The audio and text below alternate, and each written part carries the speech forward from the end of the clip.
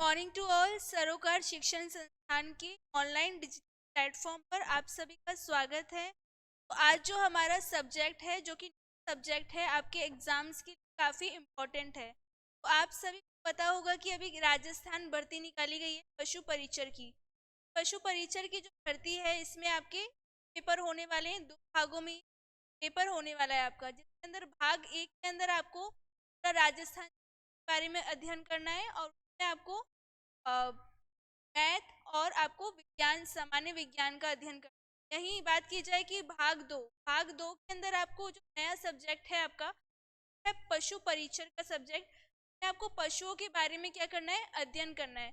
पशुओं का जो अध्ययन करेंगे वह जो होगा आपका पशु प्रबंधन या पशु परिचर का जो सब्जेक्ट है, इसमें 45 क्वेश्चंस आएंगे आपके। 45 क्वेश्चंस जो है वो आपको एग्जाम क्वालिफाई करवाने के लिए काफ़ी इम्पोर्टेंट है। सब्जेक्ट आज हम डिस्कस करने वाले हैं कि क्या क्या आपका सिलेबस रहने वाला है और क्या क्या इसमें आपको पढ़ना है। ठीक, सभी जाएंगे सेशन में। काफ़ी अच्छा और इंटरेस्टिंग न्यूज़ है, तो आपको बहुत इंटरेस्ट आने वाला है। काफ़ी साथ हम इसे पढ़ेंगे। हमारा जो सब्जेक्ट है वह है पशु परिचर। पशु परिचर देख पा रहे हैं आप, डायग्राम दे रखा है आपको। यहाँ पर एक पशु है और ये क्या है, इनके क्या कर रहे हैं, प्रबंधन कर रहे हैं, मैनेज कर रहे हैं, मैनेजमेंट कर रहे हैं। पशु परिचर जो है इसमें एनिमल हस्बेंड्री कहा जाता है। ठीक है, तो इस बारे में अध्ययन करेंगे एग्जाम क्वालिफाई करवाने के लिए। भाग दो काफी इम्पोर्टेंट है आपकी। स्टार्ट करते हैं, क्या सिलेबस रहने वाला है, हम कैसे शुरुआत करेंगे। तो बात की जाए यहाँ पर, सबसे पहले आप देखिए, यहाँ पर हम देख रहे हैं पशु परिचर से संबंधित सामान्य परिचय। हम पढ़ने वाले पशु परिचर का पहले सब सामान्य जो परिचय है वह क्या है आपका। देख पा रहे हैं कि पशु परिचय का अर्थ क्या है आपके। ठीक है, तो पशु परिचय बहुत ही सिंपल सा अर्थ है, विज्ञान की वह शाखा। क्या हम पढ़ रहे हैं, विज्ञान की एक शाखा है जिसमें हम क्या करें, पशु का प्रबंधन यानी पशु को मैनेजमेंट कैसे किया जाए, वह उनके पालन पोषण का अध्ययन कर रहे हैं। पालन पोषण का जो अध्ययन किया जाता है वह कहलाता है आपका पशुपालन या पशु परिचर। ठीक है, अब इनमें आपके कौन कौन से पशु शामिल है, पशुओं के बारे में आप पढ़ेंगे। कौन कौन से पशु शामिल है इसमें आपके। पहला जैसे लिखते हैं, गाय है, भैंस है, आपकी बकरी है, ऊंट है, ठीक है, भेड़ है और मुर्गी पालन है। सबके बारे में ये तो आपको दे रखे हैं यहाँ पर, सबके बारे में हम इन पशुओं के बारे में जो अध्ययन करने वाले हैं आप के अंदर करने वाले हैं। कि तो पशु परिचर का आपको अर्थ समझ में आ गया होगा। बात की जाए कि हम पशु परिचर के अंदर यह तो पढ़, पालन पोषण प्रबंधन पढ़ेंगे, कैसे पढ़ेंगे, उस कैसे टॉपिक्स आएंगे आपके, सबके बारे में आपको बताया जा रहा है आज। ठीक है, ले ली जाए, 4 भागों में बांटकर पढ़ेंगे। ये 4 भागों में बांटकर ऐसे पढ़ेंगे हम। पहला जो भाग रहेगा आपका वह रहेगा लाइव स्टॉक प्रोडक्शन मैनेजमेंट, कह रहे हैं एलपीएम। अब लाइव स्टॉक से यहाँ पर क्या मतलब, लाइव स्टॉक से मतलब है पशुधन प्रबंधन। ठीक है, पशुधन प्रबंधन। अब यहाँ पर बात की जाए, यहाँ पर पशुओं को धन क्यों कहा गया है, पशुधन क्या अर्थ है आपके। पशुधन का तो अर्थ होगा आपका ऐसे पशु मानव को क्या हो, आर्थिक लाभ हो। जैसे कि कैसा लाभ हो, मानव को आप है पशुओं से है, मांस मिल रहा है, और इसके अलावा भोजन टोने का कार्य कर रहे हैं, या किसी आपको आर्थिक लाभ हो रहा है। ठीक, आर्थिक लाभ जो होता है आपको के कारण हो रहा है, पशु के द्वारा जो होता है उसे कहा जाता है पशुधन प्रबंधन। क्या कहा जाता है, पशुधन के धन से ही आप देख पा रहे हैं, धन का अर्थ होता है आर्थिक लाभ या इकोनॉमिकली, तो आपको यूज आ रहे हैं। ठीक है, तो वो पशुधन जो हो रहा है, जैसे कि गाय से आपको दूध मिलता है, भेड़ से आपको ऊन मिलता है, ठीक है, तो आपको लाभ है, लाभ के बारे में पढ़ेंगे आप। तो है पशुधन प्रबंधन। और क्या क्या चीजें आपकी आ जाती हैं, क्या आपकी आ जाती हैं, फसलें क्या होगी आपकी, कि गाय हो गई, गाय की जो है वह कैसी कैसी, नहीं है कि गाय जो है प्रकार की सब जगह पाई जाती है। पूरे विश्व में बहुत सारी क्या है, गाय की भैंस की भी अलग अलग नस्लें हैं या प्रजातियां बोल सकते हैं। पशुओं में है और पक्षियों में प्रजातियां पाई जाती हैं, बात को आप याद रखें। पशु में क्या होती है, यानी नस्लों से मतलब हो गया आपके कि वह जीव के जो आकार में तो समान है, तो लेकिन कुछ ना कुछ क्या है, भिन्नता की दिखाई जी, कि कुछ गायें होती हैं आपके चंद्राकार के होते हैं, कुछ गायें आपकी होती हैं आपके कैसे होते हैं, जलेबी के आकार के होते हैं। ये क्या होंगी, यह अंतर स्पष्ट करती है कि गाय की क्या है, अलग अलग है आपकी, तो के बारे में पढ़ेंगे आप। गाय की नस्लें, गाय की ही बात नहीं की जाए यहाँ पर, और भी नस्लें जैसों की आपकी की है, उनके नाम आपको याद रखने हैं, और उसके अलावा बकरी की नस्लों के बारे में आपको पढ़ना है। अब नस्लों के अंदर नस्ल तो आपने पढ़ ली, नस्लों ओरिजिन यानी उत्पत्ति स्थान भी आपको पढ़ना है, कौन सी नस्ल का जो स्थान है वह कौन सा है। एग्जाम्पल लिखा जाए, हम क्या कर रहे हैं, एग्जाम्पल एग्जाम्पल आप कि मान लीजिए आपकी गाय का नाम है आपकी गाय, गाय है गाय, तो ये गिर गाय जो है इसका जो उत्पत्ति स्थान, अब इसे गिर गाय, गाय के अलग अलग नाम क्यों रखे हमने, कि क्या है, अलग किस्म गाय है, अलग किस्म गाय गिर गाय है। गाय की जो उत्पत्ति स्थान हो गया वह कौन सा हो गया आपका, उत्पत्ति स्थान जो आपको याद रखना वह हो जाएगा आपका गुजरात, क्या हो जाएगा, गिर गुजरात। ये ओनली एक एग्जाम्पल बता रही हूँ आप, अभी ये टॉपिक काफी लंबा है तो अब हम पढ़ेंगे।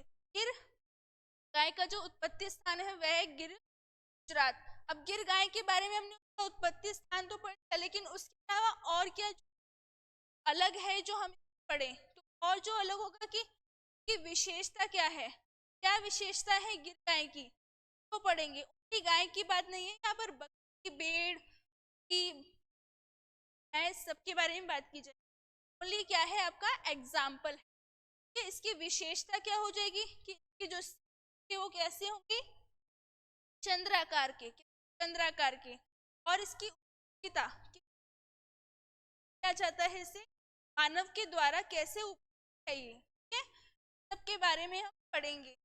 हो गई आपका पहला टॉपिक, अंदर नस्ल पढ़ी जाएंगी। नेक्स्ट जो टॉपिक नेक्स्ट होगी आपकी बात की जाए, नेक्स्ट टॉपिक होगा आपका वेटेनरी साइंस। हम वेटेनरी विज्ञान, वेटेनरी नाम से पता चल रहा है या पशु के विज्ञान की बात की गई। पशु विज्ञान में हम क्या क्या पढ़ने वाले हैं आप देखिए, पशु विज्ञान में क्या क्या हो जाएगा आपके, पहला हो जाएगा कृत्रिम गर्भाधान। कृत्रिम गर्भाधान से क्या मतलब है कि आपके जो है गर्भाधान कि एक सांड के द्वारा कितनी गाय का क्या हो सकता है, तो गाय की ये हो गया आपका कृत्रिम गर्भाधान। लेकिन अब नई नई ऐसी टेक्नोलॉजी आ गई है आपकी, एक सांड के द्वारा आप गाय की उत्पत्ति कर सकते हैं 1000 से ऊपर गाय की, ये ओनली क्या है आपके एग्जाम्पल है, तो गौर में नहीं है आपको। बाकी जो बात आपको याद रखनी, गर्भाधान कैसे होता है पशु के अंदर, कैसे वो गर्भदान करते बारे में पढ़ना है। जो पढ़ना है बदियाकरण, बदियाकरण से अर्थ है कि पशुओं में क्या होता है, बदियाकरण, क्या आप देखते हैं पशुओं में भी बदियाकरण, बदियाकरण से अर्थ है, का अर्थ होता है हमारे, यानी क्या मतलब होता है इसका, नसबंदी, ऐसा नहीं है कि नसबंदी मानवों में, पशुओं में भी क्या की जाती है, की जाती है। पशुओं में जो नसबंदी है उसे कहते हैं व्याकरण, बारे में हम पढ़ेंगे, फिर अच्छे से डिटेल में इस बारे में चर्चा करेंगे। जो टॉपिक होगा वो होगा संकर प्रजनन। संकर का अर्थ है पशु प्रजनन, कि पशुओं में प्रजनन कैसे होता है, जैसे मानव में प्रजनन होता है वैसे पशुओं में प्रजनन कैसे होता है। बात की जाए चौथी हमारी पशु स्वास्थ्य, पशुओं का स्वास्थ्य क्या होता है, बीमार कैसे पड़ जाते हैं, पशु में कौन कौन पहचान कैसे कर सकते हैं, पशु स्वास्थ्य। मानव के अंदर हम लोगों की पहचान करते हैं कि हमारी सांस लेने में दिक्कत है, कह सकते हैं कि कौन सा रोग होता है आपके रोग, क्या इस प्रकार से पशुओं में भी पहचान करने के लिए अलग अलग क्या है आपके बताया गया है कि पशु के स्वास्थ्य के बारे में हम कैसे पढ़ सकते हैं, कि कैसे पहचान कर सकते हैं कौन सी बीमारी है। आगे बात की जाए टीकाकरण, क्या टीकाकरण, बच्चों छोटे बच्चे होते हैं टीकाकरण किया जाता है। बच्चों में क्या पैदा होते हैं समय टीके लगाए जाते हैं आपके। इस प्रकार पशुओं में भी क्या होता है, टीकाकरण होता है। तो मैं आपको यहाँ पर क्या कर रही हूँ, मनुष्य, मानव और जो गाय है अंतर बताते हुए चल, कैसी कैसी सिमिलरिटी है, कैसी कैसी समानता है। जैसी समानता आपके मनुष्य में है, समानता आपके पशुओं में भी। पशुओं में भी आप क्या कर रहे हैं, पहचान कर रहे हैं बीमारियों की, टीकाकरण कर रहे हैं उनका। जब उनका जन्म होता है उस समय पर लगाए जाते हैं। आपके बारे में पढ़ेंगे, आगे चर्चा करेंगे हम भेड़ व बकरियों के स्वास्थ्य कैलेंडर की। ठीक है, ये आपका है 15 नंबर का टॉपिक। के आगे का टॉपिक क्या है आपके, आगे के टॉपिक की बात की जाए तो जो टॉपिक होगा वो होगा डेयरी साइंस, यानी डेयरी विज्ञान के बारे में। अब डेयरी पता चल रहा है कि किस बारे में बात की जाएगी। यहाँ पर जो बात की जाएगी वह की जाएगी दुग्ध उत्पादन की, दुग्ध उत्पादन के बारे में पता जानकारी लेनी है। तो उत्पादन कैसे होता है, गाय में दूध का उत्पादन कैसे होता है, भैंस में कैसे होता है, बकरी कैसे होता है, इस बारे में पढ़ेंगे। बात जो अगली बात की जाए वो होगा दुग्ध, क्या अर्थ है आपके कि काला कैसे जाता है, कैसी विधियां कैसी टेक्निक्स आई जाती हैं, बारे में पढ़ेंगे। थर्ड टॉपिक है आपका स्वच्छ दुग्ध उत्पादन। हम स्वच्छ उत्पादन कैसे करते हैं। इसके अलावा ऊन, मांस, अंडे का देश व राज्य में प्रथम स्थान है। सबसे अधिक राज्य में देश में कहाँ पर पाया जाता है। ज्यादातर जो बात की जाएगी वो राजस्थान के अंतर्गत जाएगी आपकी, राजस्थान की भर्ती राजस्थान। लेकिन आपको देश व राज्य अंडे, मांस, इन सब का जो का देश में प्रथम स्थान क्या है या राज्य में प्रथम स्थान क्या है। इसके अलावा बात याद रखनी, प्रति व्यक्ति को मांस व अंडे की उपलब्धता, प्रति व्यक्ति को मांस अंडे की आवश्यकता रहती है, उपलब्धता होनी चाहिए। नेक्स्ट बात की जाए डेयरी विकास गति।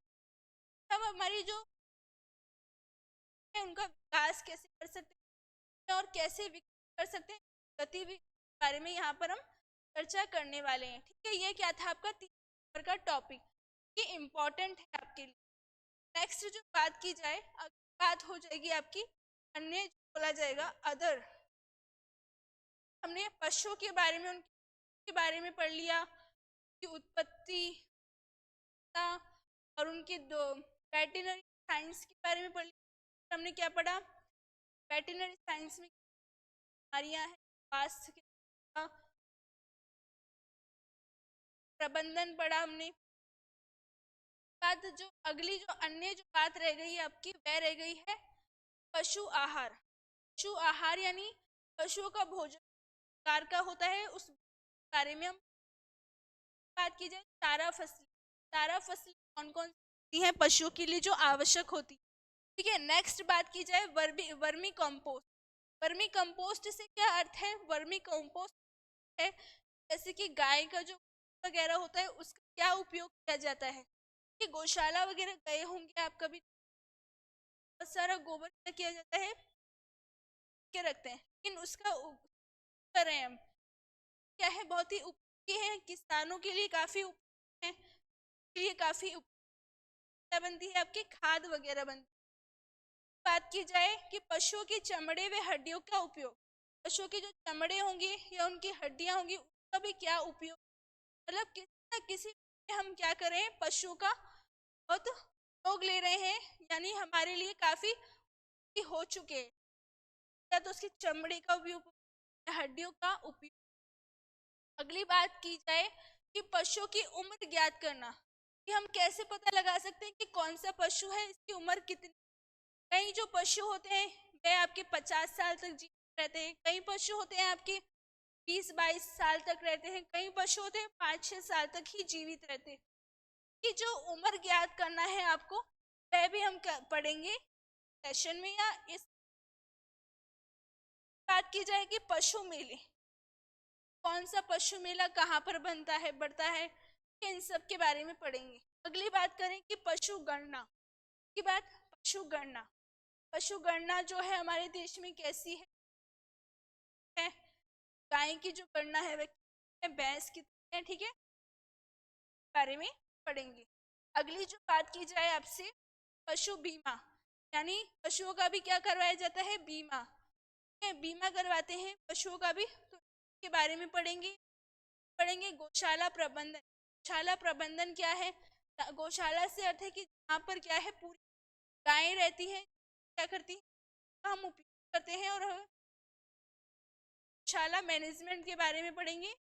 लास्ट जो टॉपिक रहेगा आपका रहेगा पॉलीथीन, पशुओं व पर्यावरण को हानि, ठीक है, पॉलीथीन से हानि होती है आपके पशुओं को या पूरे इन्वायरमेंट के बारे में आप पढ़ेंगे। प्लास्टिक, तो आप हैं कि कभी प्लास्टिक गाय के चल जाते हैं तो उसके अंदर क्या है, खाने में बहुत सारी प्रॉब्लम्स हो जाती है, हानि होती है आप अपने पशुओं को और पर्यावरण को, के बारे में हम चर्चा करने वाले हैं। ये क्या रहेगा आपकी पूरा सिलेबस का पशु परिचर वाइज पढ़ेंगे। हमारे एग्जाम में जो 45 क्वेश्चंस आएंगे आपको क्वालिफाई करवाएगा ये भाग दो, भाग दो पशु परिचय क्या है, बहुत इम्पोर्टेंट है आपके एग्जाम के लिए। तभी यार कल से हम शुरुआत करने वाले हैं हमारे पशु परिचर के topic wise. Thank you, have a nice day.